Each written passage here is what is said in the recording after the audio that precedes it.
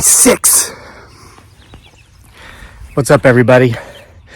Welcome back to the most awesomest homesteading channel on planet Earth. It typically doesn't have anything to do with homesteading whatsoever. Homesteading off the grid.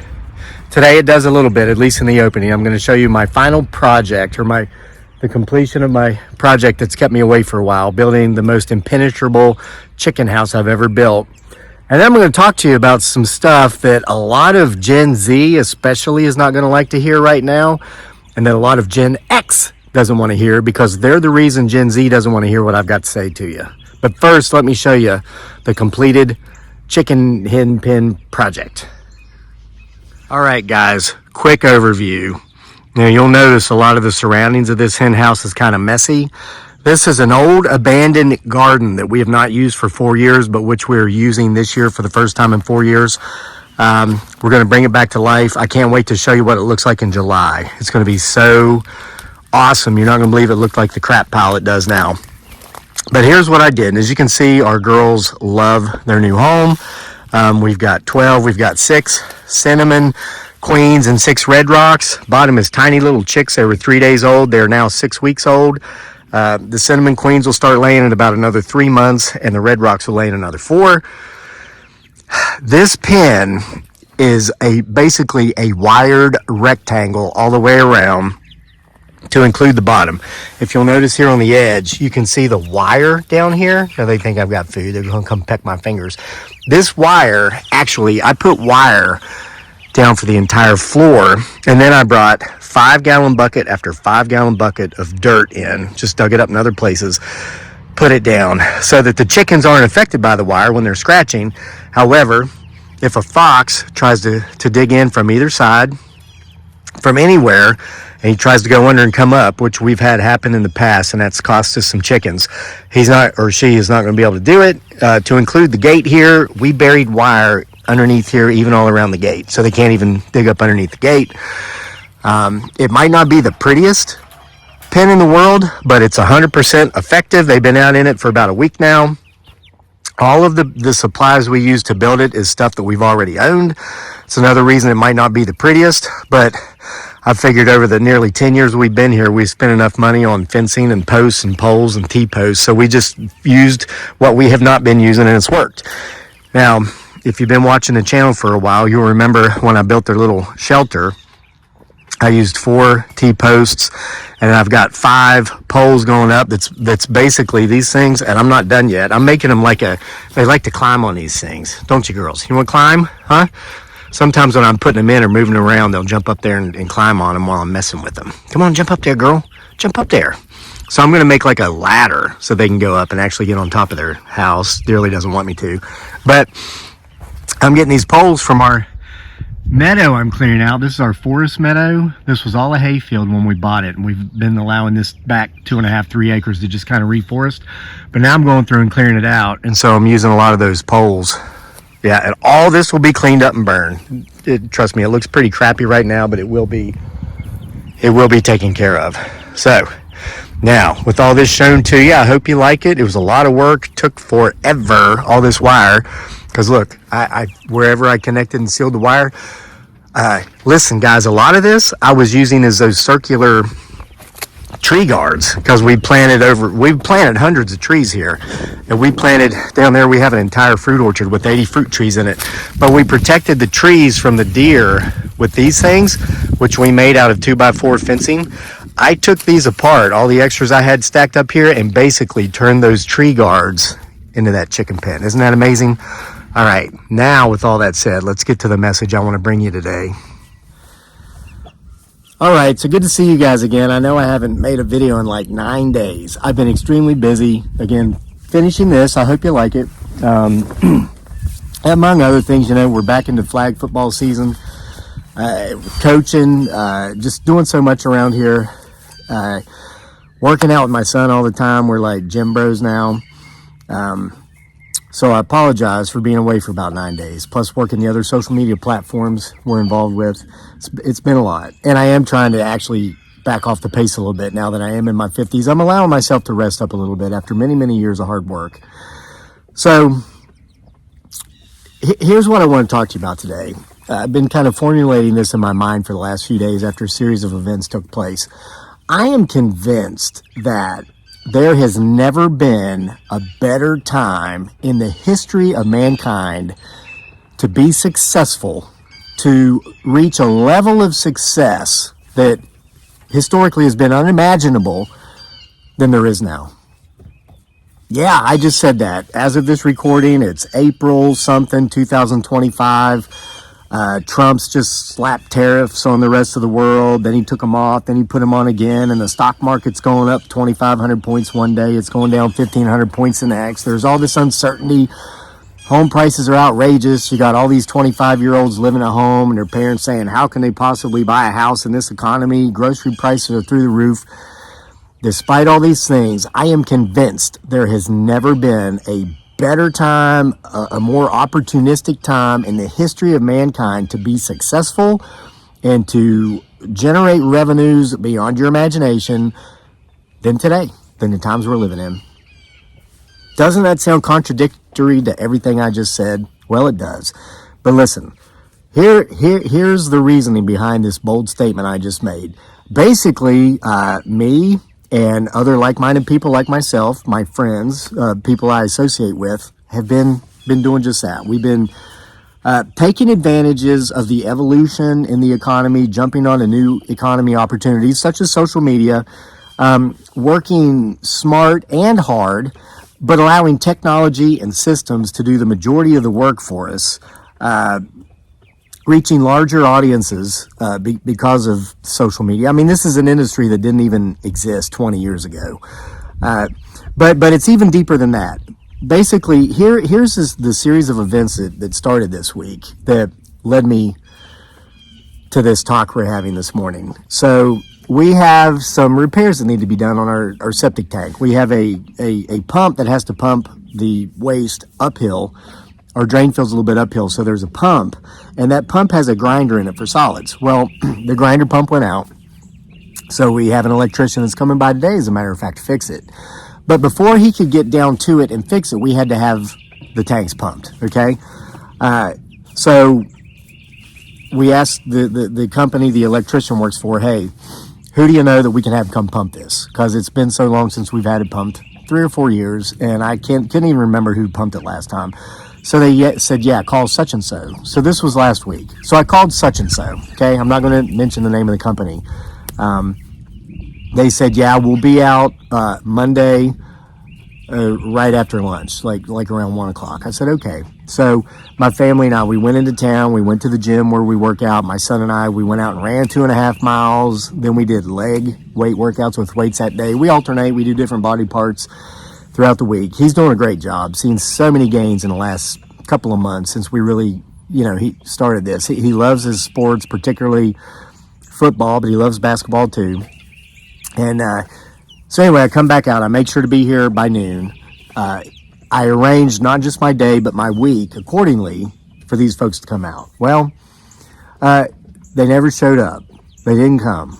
I thought, well, maybe they're running late. Well, after they were late by about an hour, I was like, okay, there's a lot of day left here. It's 1 o'clock in the afternoon. I got all these things to do. I could start getting these done, but these folks are supposed to come and do this, so I better call them just to see what's going on. So I called, didn't answer my phone. I got their voicemail, and I left a very specific message. I said, hello, this is Kevin. You guys were supposed to be here at 1. You're not here, and so I wanted to call to see if you're still coming. Now I said, no, listen, if you're not coming, I understand things happen, but will you please call me to let me know you're not coming so I can reschedule the rest of my afternoon accordingly. I run my own business. I work from home. It's important to me that I know whether or not you're still coming. Well, never got a call, never called. I kept calling, and I did what I could do, the things that I had to do around here, but they were not the most important things that I had to do that day. So I finally got in touch with them at almost 5 o'clock. Somebody answered the phone, and I said, what's the deal? And the guy says, oh, well, we decided this morning we weren't going to go on any of our calls because it was raining. And it was raining, but it stopped by 9 a.m. I said, oh, okay. I said, so what sort of plan do you have in place when that happens as far as letting people know you're not coming or to reschedule for when you will? The guy says, oh, well, buddy, you can just call us back in the morning and we'll reschedule you. I said, oh, that's how you do it. He says, yeah, just call us back tomorrow.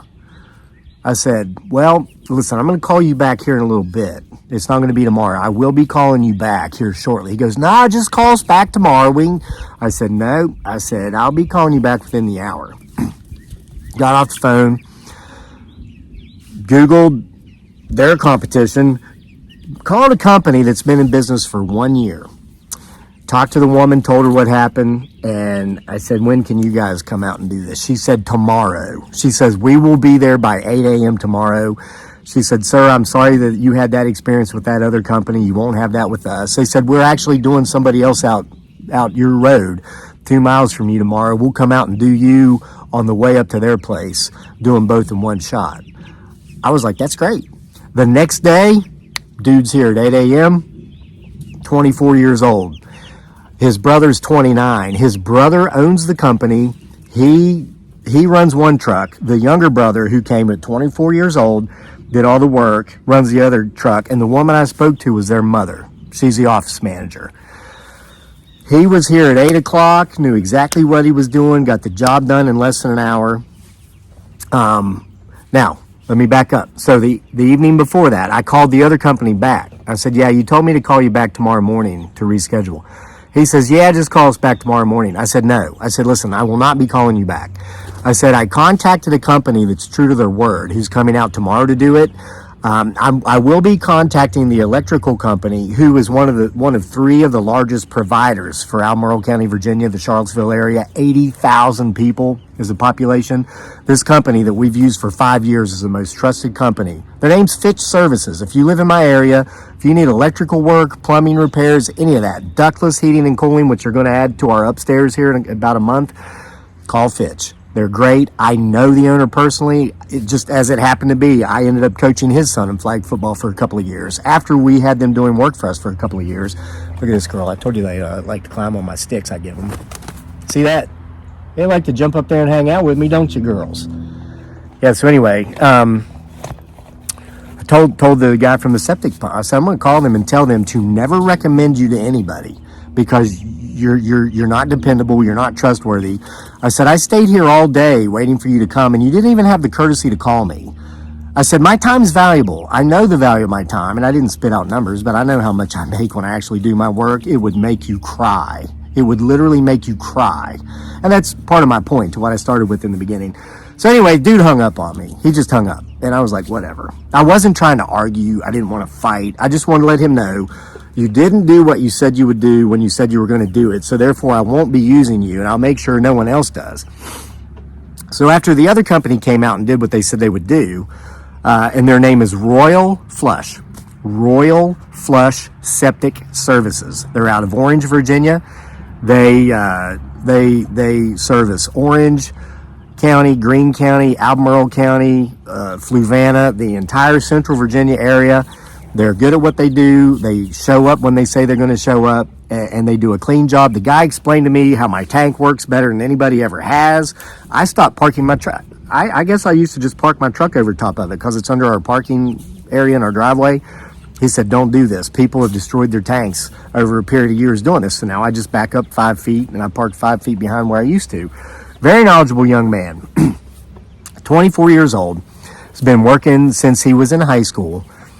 Has his own place. He's not living at home with that mother of his that is the office administrator for the brother's business. Has his own apartment. Has a girlfriend, living girlfriend. Earns his money, pays his own way. He's not being enabled to stay at home and not work under the excuse that old times are just so hard, this is a rough economy. It's example number one right there. So anyway, but that whole situation brings us around to the fact that really when you look at it, when you look at all the quote-unquote competition out there in any industry, in any sector, there really is no competition because the competition sucks. Another bold statement.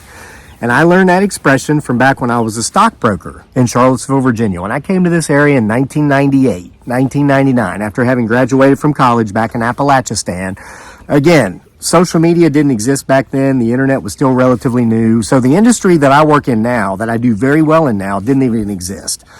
And what I was looking at, if I would have stayed in Appalachia at that time, would have been I could have either dug coal, stacked lumber, or taken advantage of welfare benefits. Those were my three options to be able to fund my life for the rest of my life, and I didn't want to do either three. So I came to Charlottesville for economic opportunity. I ended up working in the financial services industry. I became a stockbroker. A lot of money in Charlottesville, Albemarle County, a lot of old money. And so all the financial services companies, they see how much money there is, how many investable assets per zip code all across America. So Charlottesville, as you can imagine, is flooded with stockbrokers. There's more stockbrokers per capita in Charlottesville than any city in the United States. You can Google that, it's true. Because they look at the liquid investable assets and it's in the billions. When I first moved here back then, Albemarle County was the third wealthiest county per capita in the United States. I think we're like number 40 now because there's been a blow up in Northern Virginia, Loudoun County. So at that time I come here and there's all these stockbrokers. And I was out cold calling, knocking on doors, trying to talk to people about their money. And I had to make 25 contacts a day. And I went to my higher ups and I was like, man, everybody's got a broker. Because see, here's the deal. Most of that money is concentrated in about 24 families. There's like a couple dozen families here that are worth hundreds of millions of dollars. And I think there's several billionaires living in the county. And then there's a bunch of middle class folks that are working, they're making decent money, but most of them, for the most part, are living far above their means. And I've said that there's a lot of a-holes in Charlottesville, a lot of snobs, a lot of pretentious snobs. And my theory has become this. It's because there are a lot of people here that have a lot of money. And then there's a lot of people who want you to think they have a lot of money, a lot more than they actually have. And so they think if they act like a jerk, you'll believe, oh man, that guy must be rich. He's a real, a-hole. Driving a Beamer, driving a Mercedes Benz, living in a $1 million house, surrounded by all those neighbors in $1 million houses. Man, those people are so far in debt, they will never get out. And I make that statement based upon my financial services background. I spent nearly a decade in that industry before leaving it after 9/11 to go into the military and serving in Iraq as a machine gunner on a convoy security team for a year. And a lot of them I know, I just know personally, and I'm like, dude, like, we'll have deep conversations. I'm like, I know a little bit about finances. I don't know how you're funding your lifestyle. And the answer is a very high FICO score and a lot of debt. So anyway, I was complaining to my boss about, man, I can't be a successful stockbroker here. There's too many stockbrokers here, and all these people don't have money. Most of them just have debt. And the guy told me, he says, it doesn't matter how much competition there is because the competition sucks. People just aren't working. They're not going out there and pounding the bushes. He says, I guarantee you, if you go out and make 25 contacts a day, in time, you'll be successful. So I put that, what I talked about when George Foreman died, that innocent naivety, that naive belief that if I actually go out there and do the work, I'll succeed. I put it into action, and guess what? It happened. There was one other broker in our town that worked for my same firm. He started 3 months before me. We're the same age. He took over an office that brokers from this firm had failed out of year after year after year. So he took over about $10 million worth of assets that other brokers had collected. I started from scratch, and when I started, I didn't even have an office. So here I am knocking on doors, and people that actually would talk to me would be like, oh yeah, I'll come by your office to see you. And that was a lie. Yuppies love to lie, but as long as they smile and they're friendly while they do it, they think that you're believing them. And when I was young and naive, I did, but now I see right through it. When I see a yuppie smile and be all friendly and tell me something, I know, that might be true, but it's probably not. So anyway, I don't have an office yet. Well, there went any credibility I had, and I didn't have any. This 26-year-old kid out there looked like I wasn't even old enough to shave yet, trying to get people to bring me their money. But I never stopped. It worked. It took me about 2 years, and I started making more money than the other guy that took over an office. Now, here's what happened. He never went out and did the work. He graduated from the University of Virginia with a business degree. Then he went and got a master's, an MBA, master's in business from the University of Virginia at the Darden Business School, one of the most prestigious business schools in the world. And he thought that if he just sat in that office, because of those advanced degrees from the university, the local freaking golden calf, so many folks from here worship, that the business would just come in his door. Well, it didn't. And he was so pissed when the dumb hillbilly from West Virginia moved across the state line and went out there and did the work and became successful. Well, what it boils down to, it's not that I was smarter than him. Probably wasn't. Certainly wasn't as educated as him. Definitely wasn't. I had work ethic. And I had that innocent naivety to believe that if I did the work, the success would come. And that's exactly what happened. You know how many people I'd talked to? I'll tell you when I really hit it big was after 9/11. The markets crashed. I was out there 6 months after those attacks, just knocking on doors, showing up, and people would say to me, instead of saying, "Oh God, get out of here, kid," and slamming the door in my face, they were saying, "Oh my God, I'm glad you're here." And I was like, why? And they were saying, "I haven't heard from my broker in 6 months. Everything went to hell after 9/11, and I don't even know what I should do with my money. And I think he's too afraid to talk to me." They're like, "I know it's not his fault. I just need someone to talk to." I'm like, "Well, you got a statement? I'll talk to you about it." And I would be honest with them. I'd tell them if nothing needed to be changed, I'd just say, "Hey, look, you know, you've got good investments. They're just down because of 9/11. Just be patient. Don't panic, and they'll come back." You know what? Those people would transfer those accounts to me because of that conversation. And the next thing you know, I blew up and I was successful. And I felt, well, shoot, I became profitable. I was the first profitable branch office for that firm in the nearly 20 years they were trying to get an office established in Charlottesville. So anyway, back to the septic people. Same thing. You got and it's any business. Doesn't matter if it's a brokerage business, a septic tank system, grocery stores, little corner markets, anything that's privately owned, small business. 90% of the people that are doing it are doing what that other stockbroker from my firm did. They're sitting in their office waiting for it to come to them. Well, it ain't coming to you, okay? Or they're like the septic people I dealt with. They decide they're not going to go out on service calls that day, and they don't even consider their customers enough to call them and let them know they're not coming. They're just thinking, well, those people that are going to be waiting around on us all day, they can just wait around. It's just one day. Yeah, well, when you earn more revenues in a day than most people earn in a month because you own your own business and there are certain things you have to do, it does matter, okay? And it just so happened I'm one of those people. And hopefully that taught them a lesson that allowed them to grow, but I doubt it because the guy I was talking to was probably my age or older. He's probably been lazy his whole life. And a lot of people, they're content with just enough. Maybe that guy makes just enough to eke out an existence. He's got a house, he can eat a couple times a day and pay his utilities, and maybe that's all he wants out of life. That guy might not want to spend his winters in tropical places like my family does. They might not want to have vacation homes in Florida for the winter, which is something we're looking into right now. Whatever, everybody has their own thing. But the good news is for that other company who wants to work and who wants to earn and who wants to succeed, man, they got my business for life now. And I did call Fitch Services and tell them about Royal Flush Septic Services. And I said, never recommend that other company to anybody because this is what they did. I said, recommend this company. The woman I talked to, who I've dealt with for at least 6 years, we know each other on a first name basis. She took that other company out of their computer system while we were on the phone and put all the new information for Royal Flush Septic Services out of Orange, Virginia into their system. And that's who they're going to recommend. Look at what a difference that one decision in one day made.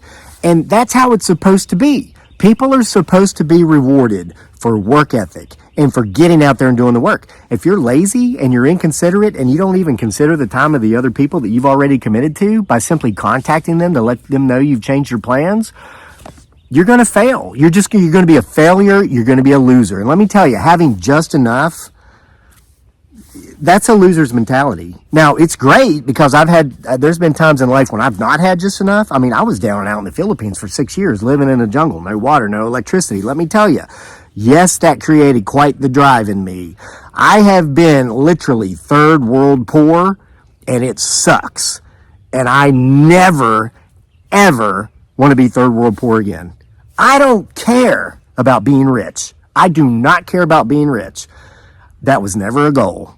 It just kind of happened as a byproduct of doing the work I needed to do to make sure I was never poor again. And it's worked. And it's been easy. Well, it hasn't been easy. It's been challenging. But listen, it's possible because 90% of the people that do what I do, who create social media content, they suck. They suck. Here's why they suck. The biggest reason, they're inconsistent.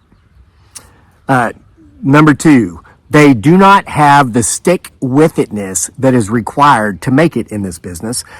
For example, this YouTube channel, it took us 600 videos before we were ever monetized. Yes, it was 6 or 8 months. I was making 3 videos a day while working at the post office in Charlottesville, 10 to 12 hours a day, at one point 17 days straight without a day off, yet still coming out here in the mornings and making videos before I'd go to work, and then my beautiful bride Dearly, aka Giggly Girl, would upload them throughout the day and publish them every 6 hours apart. Took 6 months of doing that before we finally even got monetized. But now here we are. But look at how many people will say, well, I'm going to do YouTube. Can't be too hard. That long-haired hippie next door that's nothing but a dumb hillbilly from West Virginia does it. He's making, well, I'm not going to say numbers because you'll hate me and stop watching. Well, if he can do it, I can do it. They'll go out and spend $5, $6, $8, $10,000 on lighting equipment, camera equipment, all this stuff, make 20 or 30 videos, not get monetized, not get the number of people they need to be monetized, the number of subscribers, not get the watch hour time. And they'll say, you just can't make it on YouTube anymore. Social media's, it's a hoax. You got to get lucky. You got to get lucky to get a video or a reel to go viral, say on Facebook. You got to be a smoking hot 20-year-old girl that knows how to twerk. Otherwise, people aren't going to watch you. I am an old man who hasn't had a haircut in almost 4 years, who's starting to lose his teeth because I'm getting old and they're falling out.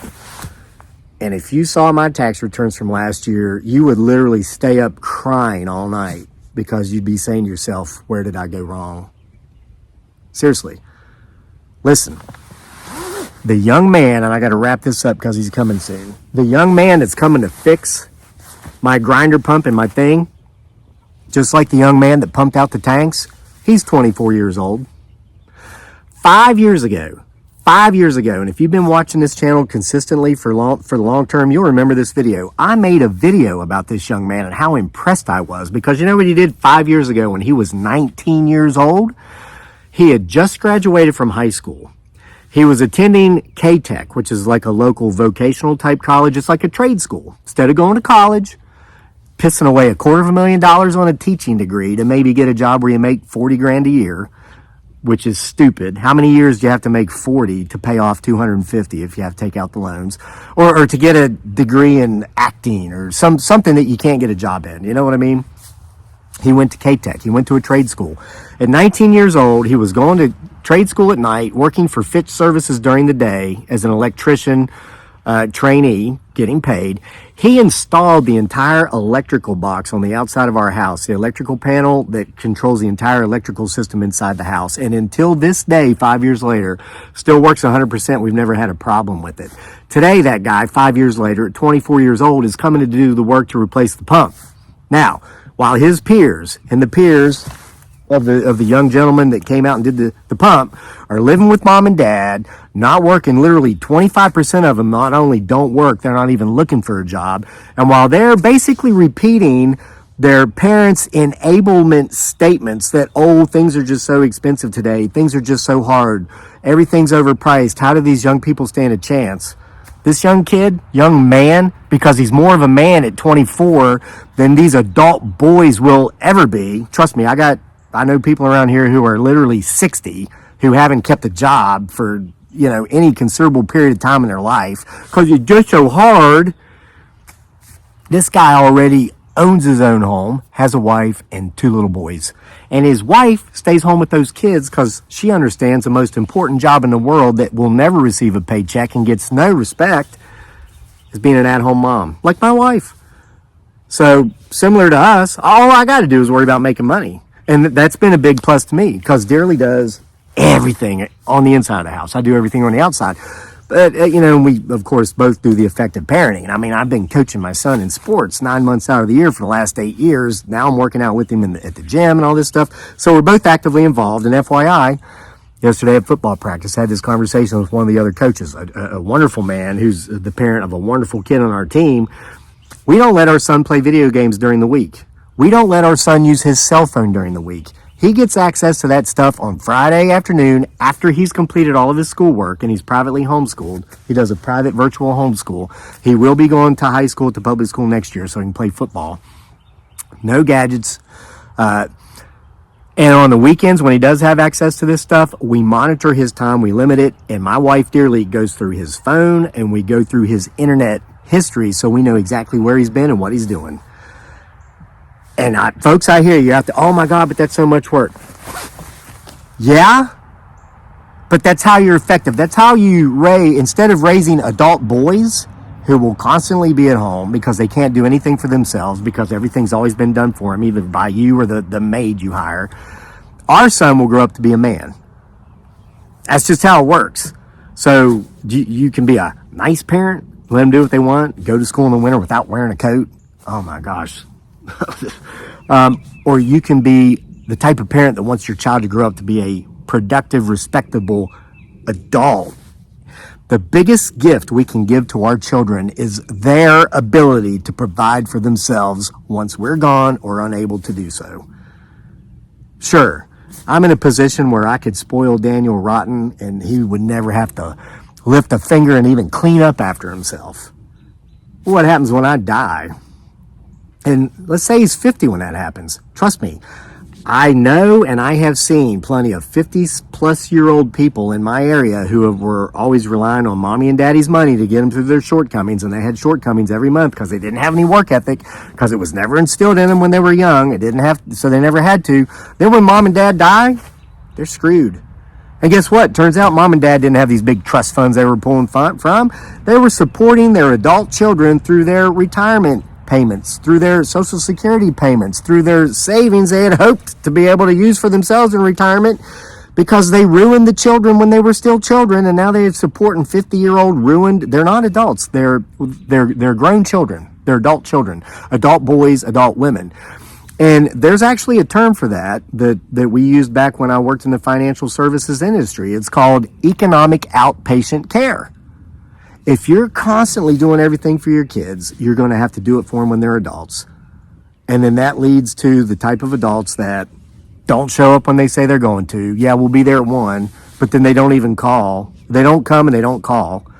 They're going to be the ones that, yeah, they'll go to a nice college with a, high name brand like the University of Virginia. Then they're going to sit in their office and expect the work to just come to them, because doesn't the world understand that they went to UVA? Do they not understand how important that is and how prestigious? And they're going to sit there and wait for the work to come to them. They're not going to go out and beat the bushes. In the meantime, the folks that are out there beating the bushes, hey, and there's a lot of folks that went to UVA that are highly successful. I've got friends that graduated from UVA that make over $1 million a year. But it's not because they graduated from UVA. It's because they graduated from UVA and then they had the work ethic to go with that high name brand the college degree, and they went out there and they did the work, and today they are disgustingly successful. But to think that the piece of paper is going to do it for you while you sit back on your haunches and say, don't these people realize how important I am? Don't they see how smart I am because of where I got my piece of paper on my wall? You could be sitting there for the next half century looking at that piece of paper wishing it was edible, because you ain't going to be able to buy your own food, brah. That's all there is to it. So let me tell you, I don't care about this economy. I don't care about the tariffs. I don't care about housing prices. There is one thing that will determine whether or not you are successful or if you're a failure, and that is your actions, your beliefs. What are you doing? There's enough prosperity out there for everybody. It's just only about 3% of us go out there and try to get it. Be part of the 3%ers, not the part of the 97. All right? Don't make excuses. Make a way. I'm going to end up with this. I mentioned working out with my son, and we really enjoy going to the gym, but we're not going to the gym today because that guy's coming to fix the thing. I have workouts I do at home on my property, circuit training workouts. I use dumbbells. I do sprints up hills, just all this crazy stuff that will give me and my son a better workout than anything we could get at the gym. So we're still going to work out today. He's actually getting ready right now, and we're going to do it together. But I use the example of a friend I had when I was in high school. I grew up in the darkest pits of Appalachian, it's a pilot's name from West Virginia, Chuck Yeager. He said he was from so far up the holler they had to pump the sunshine in. That's one of his famous quotes. Of course, we know Chuck Yeager, hero, World War II pilot, actually crashed and escaped and got away, and President Eisenhower was going to make him. They had a rule: if you crashed during World War II and you escaped, you were not allowed to go back because they were afraid that if you got captured the next time, you'd give away how you got away the first time. They were trying to send Chuck Yeager home after that happened to him. He refused to leave theater. He wanted to stay and fight that war.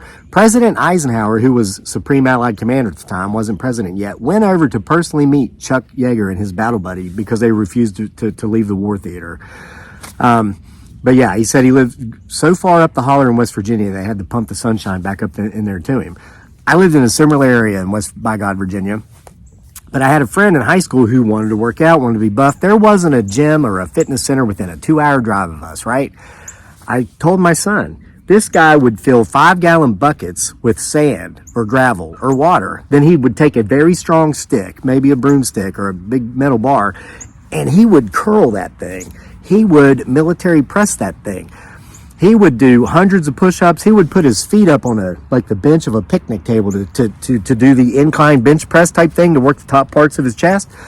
This guy ran cross country, played baseball, was the most fit, athletic kid among our peers, went into the military, became special forces, ended up getting his college degree paid for by the Army, retired as a high-ranking officer, lives up here in Northern Virginia, north of me, with his wife, nice home, not buried in debt because he worked through his whole adulthood. Instead of saying, oh, this guy, instead of making an excuse, he made a way.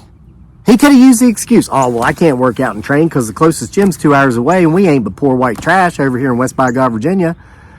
That would have been a perfectly acceptable excuse, and a hell of a lot of people over there make that excuse. Trust me, I know them. I got kinfolk that weighs 400 pounds that probably ought to weigh about $120, right? Just no activity, but by God, they can come up with excuses. But listen, my point is this. You can either make an excuse or you can make a way. I don't care who you are. I don't care where you are. I don't care about your past. Like former Supreme Court Justice Oliver Wendell Holmes said at the beginning part of the 1900s, it doesn't matter what's behind you, and it doesn't even necessarily matter what's ahead of you. What is within you is what matters the most. So listen, you got work ethic, you got dependability, reliability, good communication skills, and all these things, you can develop them. Get out there and sharpen them up. I don't care if it's 2025 and Trump's slapping tariffs on everybody and the economy's through the roofs and real estate prices are outrageous. Don't let that be your excuse for being a failure. Because guess what? If you're doing it at 20, you'll be doing it at 30. You'll be doing it at 40. And I know people who are at 50 and 60 years old who are sitting around using the same excuses to be a failure that they've used for the last 40 years, while people like me have blown right by them as far as success goes and are living the dream. Live the dream, not the nightmare. All right, I've gone on long enough. That should make up for not having made a video for the last 9 days. I hope you got something out of it. Hell, I put the chickens to sleep. See you for more next time.